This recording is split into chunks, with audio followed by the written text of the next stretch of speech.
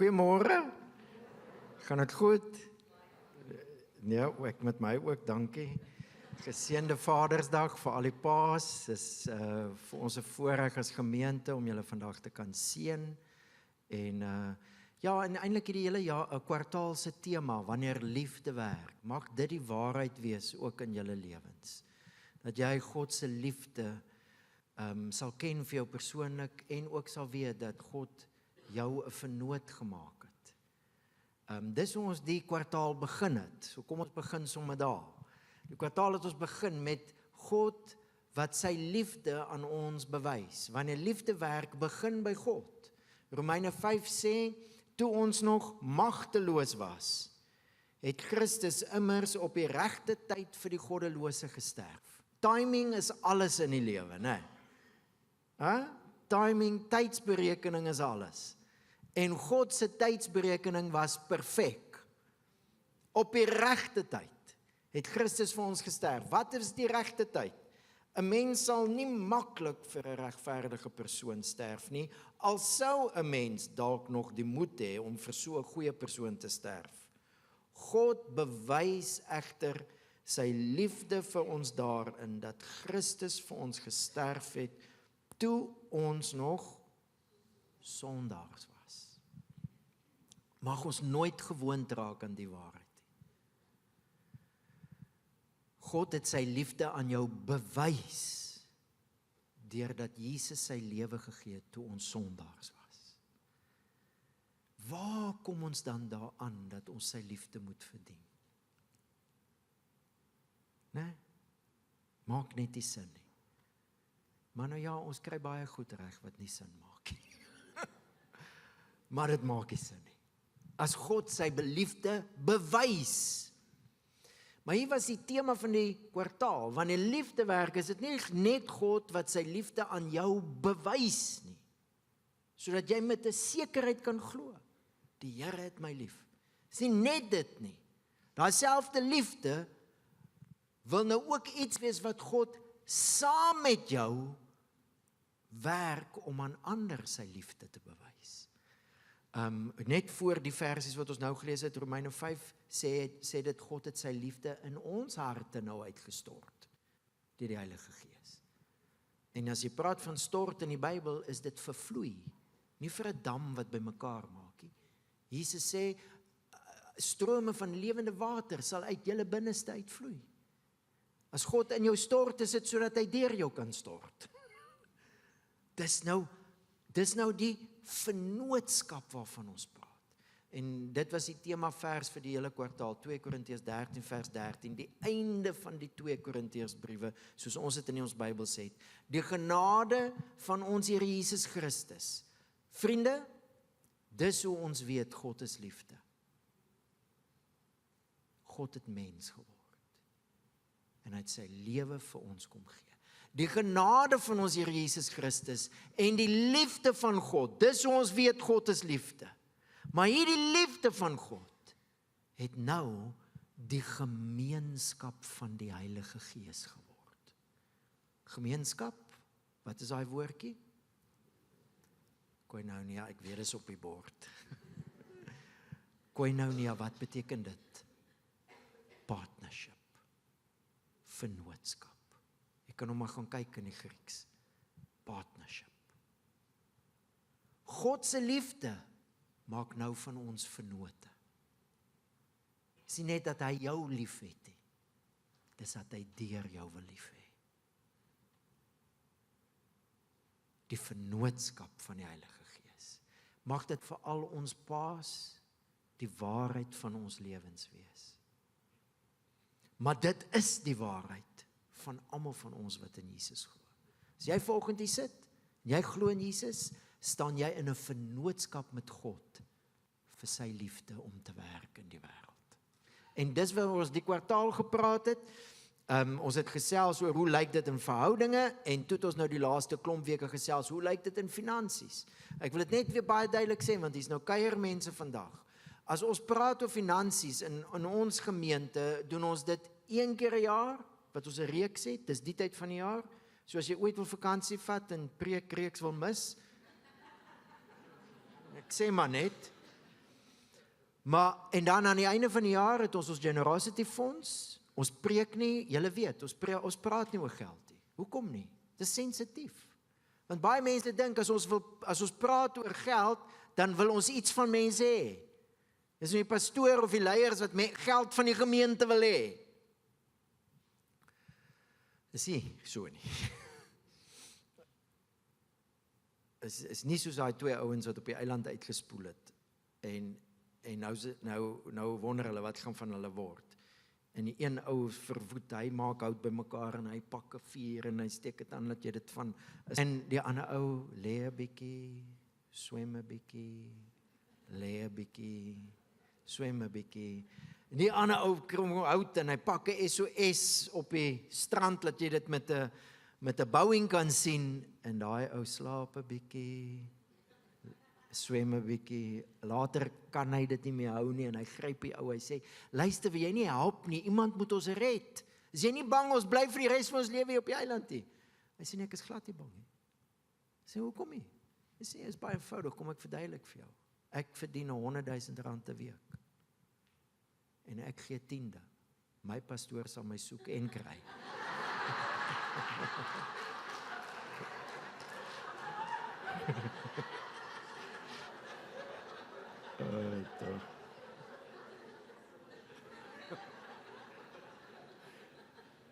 Ek het baie gewik en weeg of ek daai grappie moet vertel, want maar hier's my worry. Dis gaan alwees wat jy onthou van die preek.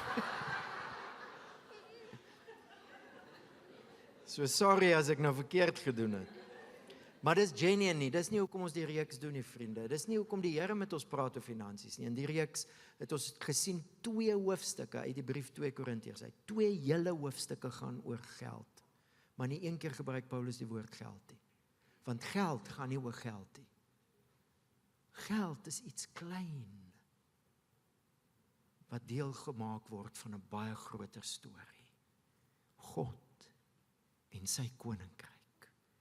En ek en jy het die voorreg om nou ook in 'n vennootskap met die Here te lewe wanneer dit kom by ons finansies. En dis aan die reeks waarmee ons nou vandag afsluit. Ons gaan kyk na die laaste deel van die 2 hoofstukke wat Paulus skryf. 'n deel, ek gaan uit die Engels uitlees, want 2 redes. Die een is, dit klink net so mooi. En miskien is jy gewoond aan die woorde, want dit het ons nou al aangehaal deur die reeks, maar miskien as jy dit nou op 'n nuwe manier hoor, dan besef jy ook, wat dit is wat die Here vir ons deur dit wil sê. Maar die ander rede is, ek het 'n fout gemaak. Hier aan die begin van die reeks rond. Ek het 'n fout gemaak, en dis nou nie soos Koos, my vriend hier by Eden Gemeente, dis nie soos hy sê, jy weet, hy onthou die dag toe hy 'n fout gemaak het. En dis die dag toe hy gedink het hy het 'n fout gemaak. Dis nie soos dit nie. Ek het genuine 'n fout gemaak en as ons hom nou uit die Engels uitlees, dan kan ek hom ook my fout regstel. Moenie te veel daaroor worry nie. Kom ons lees saam. 2 Korintiërs 9 van vers 6 af. This is what I mean. Someone who sows sparingly will reap sparingly as well. Someone who sows generously will reap generously. Everyone should do as they have determined in their heart, not in a gloomy spirit or simply because they have to, since God loves a cheerful giver, and God is well able to lavish all His grace upon you, so that in every matter and in every way you will have enough of everything, and may be lavish in all your own good works, just as the Bible says. They spread their favors wide, they gave to the poor, their righteousness endures forever. The one who supplies seed to be sown and bread to eat will supply and increase your seed and multiply the yield of your righteousness. You will be enriched in every way, in all single-hearted goodness, which is working through us to produce thanksgiving to God. Ja. Ek wil net gou sideline, dit is my gunsteling Engelse vertaling, New Testament for Everyone. Hy's op die Bible app beskikbaar, so as jy nog die Bible app op jou foon het, gaan laai hom af, en gaan laai New Testament for Everyone af, en gaan lees hierdie skrif net 'n klomp keer. Ek dink daar's 'n rykdom hierso. Maar die groot fokus in hierdie hele 2 hoofstukke, en dis waaroor die hele reeks gegaan het, as ons praat oor gee, praat ons nie eers oor ons wat gee nie. Ons praat oor God. Ons praat oor ons. Maar selfs as ons gee, gaan dit oor God. Paulus gebruik die woordjie genade 10 keer in die 2 hoofstukke. Hoekom? Want as dit kom by geld, gaan dit nie oor my en jou nie, dit gaan oor God se genade. En in God se genade kan ons nou ook finansiëel deel wees van sy werk. Dis net genade. Dis hoe die 2 hoofstukke eindig. Dit eindig, thanks be to God for his gift, the gift beyond anything words can describe. God is die begin van gee. Iemand sê in die week, en was vir my so goed toe ek het hoor, God het vir ons 2 boeke gegee wat sy woord bevat. Die een is die Bybel, en die een is die skepping. En kyk net wat lees jy in die skepping oor God. Nee? Hy gee. Hy is die gewer. Nee? Hy gee oorvloed. Ek bedoel, net om die punt te maak. Hy gee oorvloedig. Daar's nie net genoeg water in die see nie. Daar's nie net genoeg grond nie. Daar's nie net genoeg nie. Dis oorvloedig. God, vriende, luister mooi, is nie die kosmiese vatter nie. Hy is die kosmiese gewer. Daar's party mense wat as gevolg van seer in hulle lewens met 'n prentjie van God sit. Hy geniet dit om te vat. Daai God bestaan nie.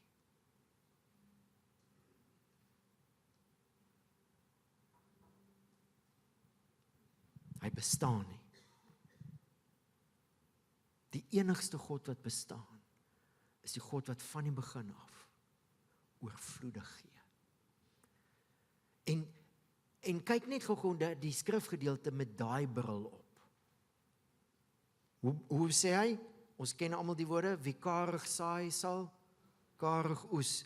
Baie pastore, predikante het al hierdie versie misbruik. Ons vra vergifnis daarvoor. Dis baie sleg. Maar wie is die een wat nie spaarsame gesaai het nie? Dis God. Nee? Hy het 'n spaarrekening daar in die hemel. Ja, ek gaan nou maar hierdie vir myself hou. Nee. Hy het alles gegee. Hy het alles gegee. Wat sê hy? Dat elkeen gee soos hy vooraf in sy hart besluit, nie met droefheid of onder dwang nie. Het iemand God gedwing? Dink jy die mens in sy toestand het God gedwing? Ag, hulle is in die moeilikheid, ek moet nou maar seker help, want wie gaan hulle anders help?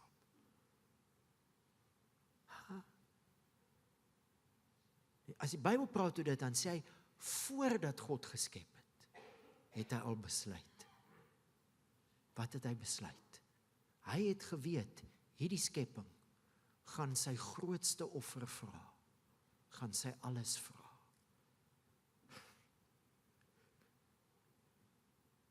En hy het geskep met dit in gedagte. Daar gaan 'n dag kom wat hy sy alles gaan gee. Is niks in die spaarrekening hoor hy. Hy het sy alles gegee. Dis God.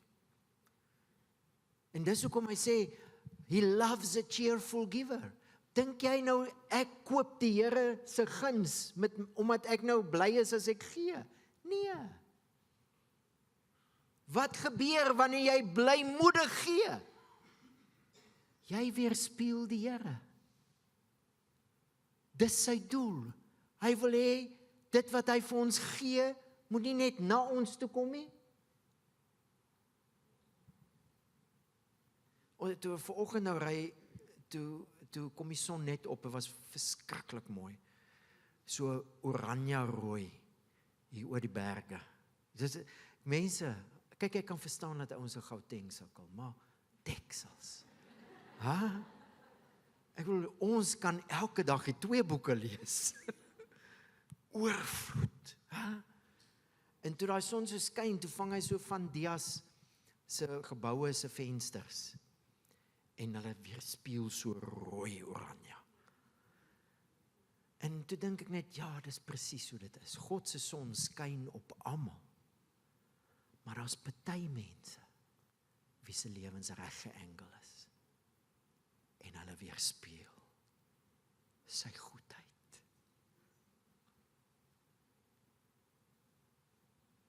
Dis die vennootskap van die Gees. Dis wat die Heilige Gees my en jou mee wil help. God wil die aarde oorspoel met sy goedheid. Want hy's net goed. Hy's net goed. En dis Paulus se hele argument. As hy praat oor ons wat gee, draai hy die hele tyd die fokus na die Here toe. Hy's die een wat gee. Nou die fout wat ek gemaak het, is ek het nou in die Afrikaans die stukkie gelees, en in die Afrikaans daai stuk wat sê, hy het gegee vir die armes, hy het oorvloedig uitgestrooi, sy geregtigheid. Sien julle ook, daai hy is met hoofletters. So toe het ek sommer outomaties gedink, dis die Here. En dis 'n aanhaling uit Psalm 112, en ek was seker nou maar 'n bietjie lui daai week. Want ek het toe nou nie Psalm 112 gaan lees nie. Ek het sommer aangeneem, ek weet. Dis gevaarlike goed. So ek het 'n fout gemaak, mense. Psalm 112 gaan nie oor die Here se geregtigheid wat uitstrooi nie. Dit gaan oor sy mense. Sy mense se geregtigheid. En toe ek nou die week oor dink, toe dink ek, ja, okay, maar dis 'n goeie fout. Want waar begin ons geregtigheid? By die Here se geregtigheid. Waar begin ons gee? By die Here se gee. En dis 'n ander mindset.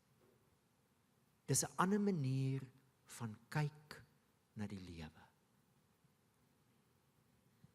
Ek is bekommerd vanoggend. Aan die een kant is ek bekommerd dat daar magte is in hierdie wêreld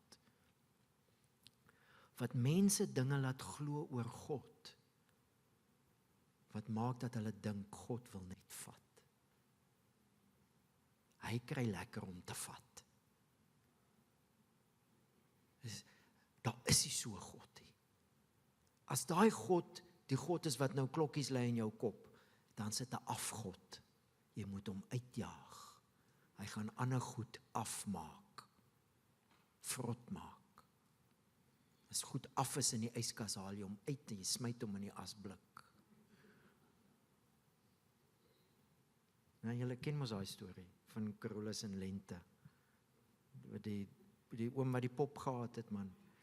Wat hy nou die storie vertel van 'n afgod, so God wat bietjie af is, hy ryk. En toe kom Lente nou by die yskas. Hy's 'n afgod in die yskas.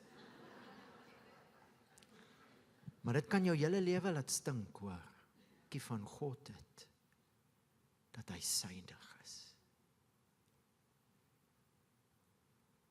God is nie die kosmiese vatter nie, hy's die kosmiese gewer. Hy gee alles. En as 'n ou 'n verkeerde prentjie van God het, is dit hoe jy na die wêreld kyk. Hy's net genoeg. Ja, ek moet vat wat ek moet vashou wat ek het. Want dis net genoeg. As iemand in Mosselbaai aankom en hulle begin besigheid doen, is net genoeg. Nou ek weet daar's klomp goed, maar kan ek net gou sê, en ek is nou baie versigtig, vriende, ek weet nie of jy ook al die sommetjie gehoor het nie, maar as hulle alles vat in die wêreld, al die rykdom, hulle verdeel dit gelyk op tussen alle mense, is elke mens onmiddellik 'n miljonair in dollarterme. Ek dink nie ons probleem in die wêreld is armoede nie, ek dink is rykdom.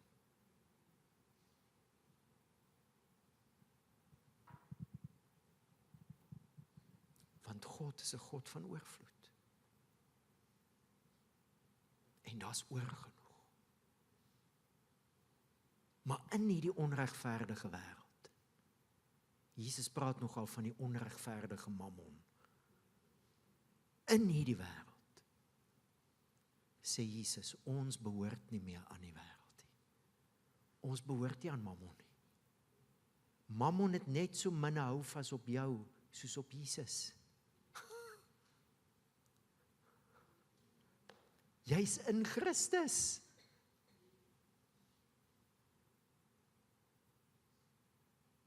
Mammon het nie hou vas op jou nie, want jy's in Christus. In hierdie onregverdige wêreld, sê Jesus, julle Vader weet wat julle nodig het. Soek eers die koninkryk van God. Hoe sê hy net in hoofstuk 7, net daarna, sê hy, as julle wat sleg is, dis Vadersdag, as julle wat sleg is, weet om goeie dinge te gee aan julle kinders, hoeveel te meer. Jy sien, jy kan 'n prentjie van God hê wat jou maak lewe met 'n skaarsheid mentaliteit. Party van ons het so groot geword.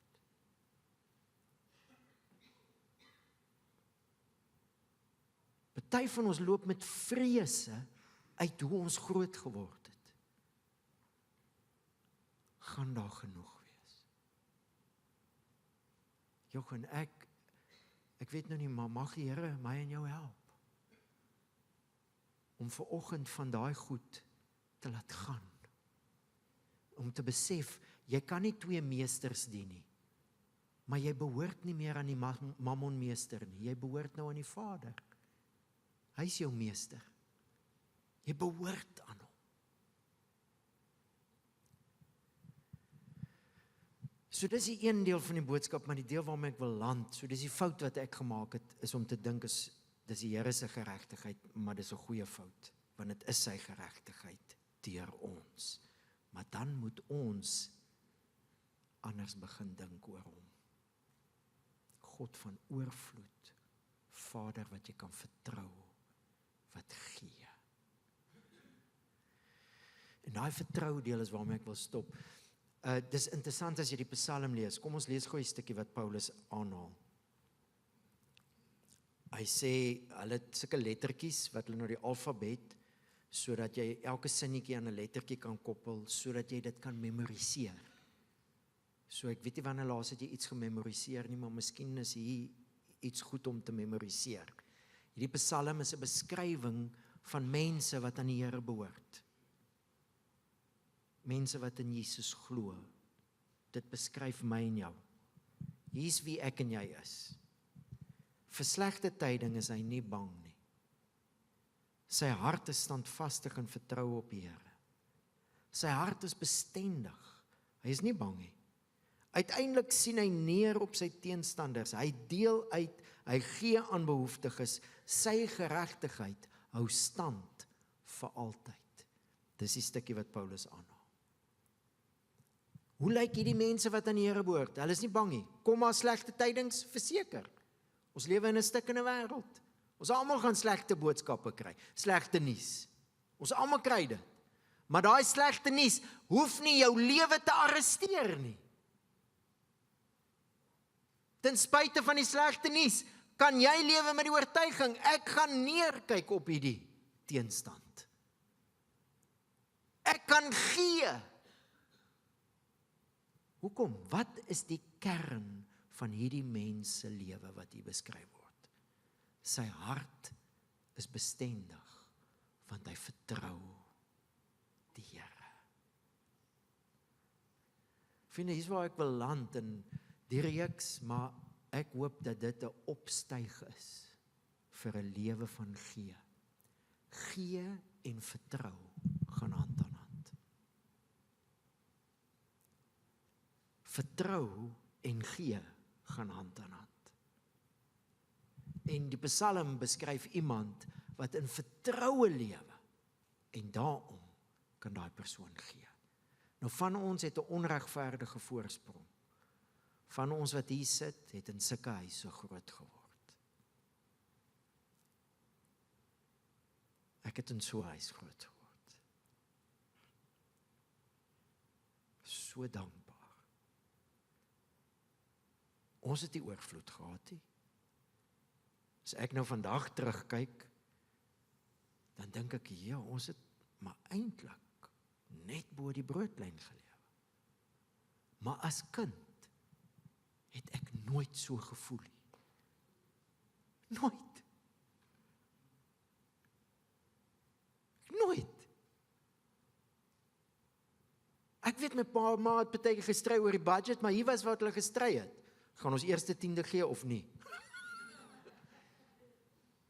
En my pa het altyd gesê, ons gee eers. Want dit was wie my pa was.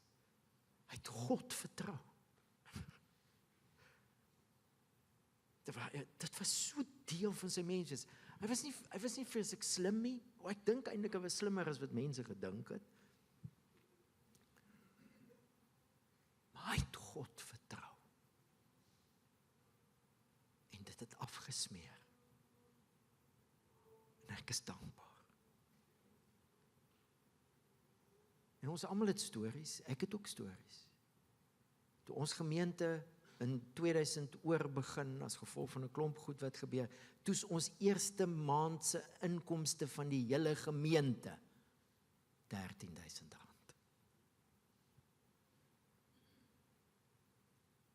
Ja.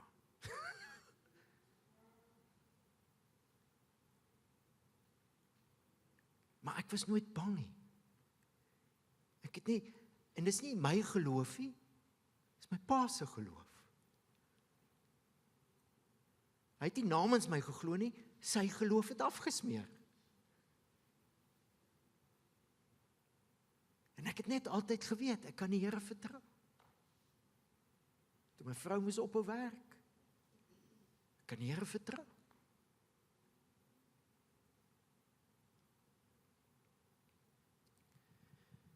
En dis hoekom ons hierdie reeks het. Ek wil niks van jou hê nie. Ek wil hê jy moet ook hierdie lewe ken, wat die Here nou vir my en jou deel gemaak het van. Jy kan hom vertrou. Jy kan hom vertrou as daar oorvloed is. Want dan is dit die tyd om dankie te sê, né? Wat sê Paulus? Het jy gehoor hoe skryf Paulus? Julle almal ken die vers, hy is op jou speeltafel. Ek is tot alles in staat deur Christus wat my die krag gee. Het jy al gelees wat Paulus oorskryf daar? Hy sê, Filippense 4, ek gaan gou net een terug, want dit begin 'n bietjie voor. Ek weet om verneder te word, en ek weet om oorvloed te hê. In elke opsig en in alle dinge is ek onderrig, om versadig te wees, en om honger te ly, om oorvloed te hê, sowel as gebrek te ly, ek is tot alles in staat. Dis waaroor hy praat. Dis die vennootskap van die Heilige Gees. Jy behoort aan die Vader wat jy kan vertrou. En hy wil jou bemagtig met sy Gees, dat jy in alle omstandighede onderrig kan wees. Geoefen. Ek kan God vertrou. En 'n lewe van vertroue maak 'n lewe van gee moontlik. En dis die lewe waarmee die Heilige Gees ons wil help. Jy kan die Here vertrou. En vanoggend is daar mense wat die Here vertrou vir werk. Ons gaan daarvoor bid. Vanoggend is daar mense wat nie besef hoe nodig hulle het om die Here te moet vertrou nie, want hulle dink hulle het genoeg. Vriende, dis juis in die tye wat jy genoeg het, wat jy die Here moet vertrou. Dat jy kan onthou, dis hy wat voorsien. Het jy dit opgetel? Dis nie net dat die Here ons deel maak van sy familie wat uitgeken word, die appel val nie ver van die boom af nie. Like father, like son. Nee? Ons moet eintlik seker eers sê like son, like father. Want Jesus het gesê, as julle my sien, sien julle die Vader. En dan, wanneer ons nou die Vader sien, dan kan ons sê, okay, like father, like family. Dis nie net dat die Here ons deel maak van 'n familie wat gee nie. Het jy gehoor wat hy sê? Gaan gou terug na die Engels toe. Hoor gou. Hierdie is baie belangrik. Nie die Engels nie, die Bybel. And God is well able to lavish all His grace upon you, so that in every matter and in every way you will have enough of everything and may be lavish in your own good works. Dan vers 10, the one who supplies seed to be sown and bread to eat will supply and increase your seed and multiply the yield of your righteousness. Dis God wat vir ons gee, sodat ons kan gee. Hy gee die saad. Hy gee die brood. Nee, ek het gebak. Ag, kom aan. Wie het vir jou die vermoë gegee om te bak? Alles kom van God af. So dis nie net dat ons 'n familie is wat gee en ons Vader vertrou nie, dis dat ons die Vader kan vertrou om te voorsien, sodat ons kan gee. En as dit vir jou soos prosperity klink, is ek jammer. Ek besef daar's mense wat hierdie waarheid misbruik. Ek besef dit. Maar ons kan nie, omdat mense dit misbruik, nie luister na wat die skrif vir ons wil leer nie. Jy kan die Here vertrou om te voorsien, sodat jy kan gee. En dis waartoe hy ons wil roep, dis waarmee hy ons wil help.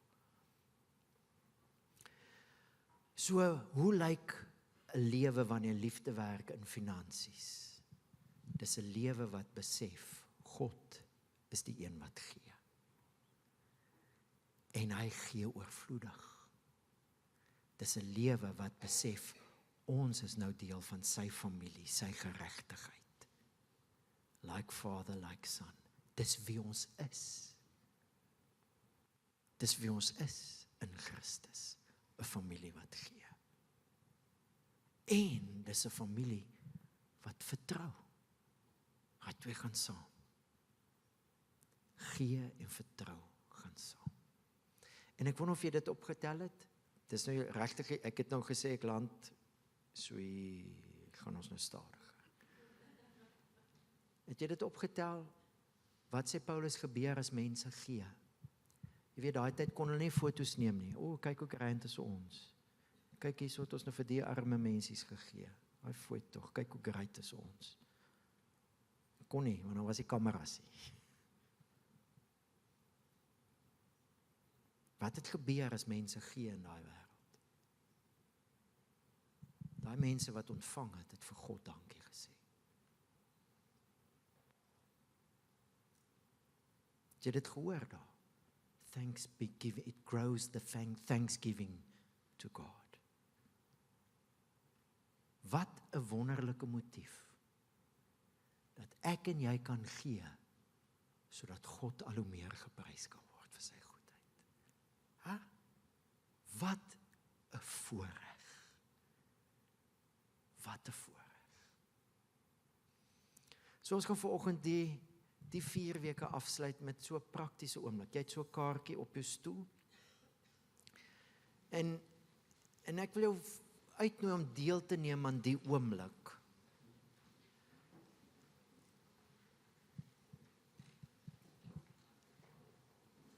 As jy 'n kaartjie en 'n pen kan kry,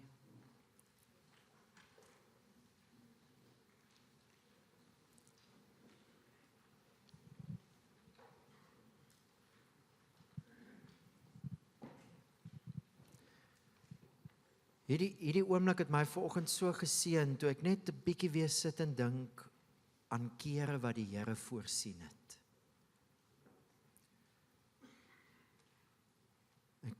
Was al goed wat ek vergeet het. En vanoggend toe ek dit onthou, toe het dit my net weer so aangemoedig. So aan die een kant wil ek jou uitnooi om te skryf. Dit kan een dingetjie wees, kan enigiets wees wat by jou opkom. As jy dink oor jou lewe, dinge waarvoor jy vir die Here wil dankie sê vir sy voorsiening. Miskien was dit 'n spesifieke seisoen. Ja, iets spesifiek wat jy die Here voor vertrou het. Om dit net neer te skryf. Ons gaan dit dan vat en ons gaan vir die Here saam dankie sê. En dan wat ek ook wil uitnooi, jy sal sien is anoniem. So, ek wil uitnooi aan die einde van die feesdiens gaan ook houers wees by die deure, wat jy dit kan ingooi. Ons gaan aanhou om saam met jou dankie te sê en saam met jou te vertrou, maar miskien is daar stories daar wat ons ook 'n bietjie met die gemeente kan deel, want baie keer as jy stories hoor van hoe mense die Here vertrou het, moedig dit hulle aan. So, aan die een kant skryf jy dit waarvoor jy die Here vertrou het en wat hy al voorsien het. Aan die ander kant, as jy vanoggend 'n behoefte het, iets waarvoor jy die Here wil vertrou. Daar's nou behoefte. Ek weet daar's mense wat nou werk soek. Ek weet daar's baie behoefte. Ons gaan vanoggend ook saam bid. So skryf dit daar neer. Dinge waarvoor jy die Here wil vertrou. En dan, terwyl jy skryf, is daar so 'n mooi lied wat hier uit ons Doxadayo familie uitkom, geskryf is, wat gaan oor die Here se liefde. Gebruik sommer die woorde van die lied om jou te herinner aan die Here se liefde en hy wat gegee het en ons is nou deel van hierdie familie. En dan as jy klaar geskryf het so halfpad deur die liedjie, dan kan ons saam staan en dan kan ons sing en dan gaan ons saam die diens afsluit. So kom ons neem deel aan die